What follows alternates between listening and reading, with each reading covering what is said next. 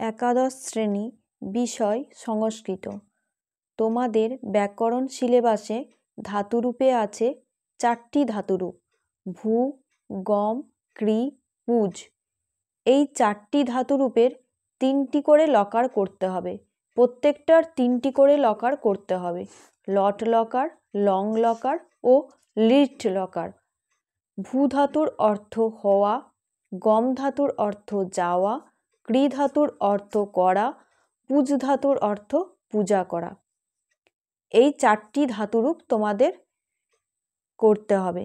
এখান থেকে তোমাদের এমসিকিউ টাইপের কোশ্চেন হবে। সেই জন্য তোমাদের এই 4টি ধাতুরূপ ভালো করে মুখস্থ রাখতে হবে। লট বর্তমানকাল অর্থে ব্যবহৃত হয়, লং অতীতকাল অর্থে ব্যবহৃত হয়, রিট ভবিষ্যৎকাল অর্থে ব্যবহৃত হয়। আমি তোমাদের এখন ভূ ধাতুটা পড়ে শোনাবো। কিভাবে পড়তে হবে তোমাদের ভূ ধাতুরূপ। দেখো তোমরা খাতায় ভূ ধাতুরূপের প্রথম পুরুষ, মধ্যম পুরুষ, উত্তম পুরুষ।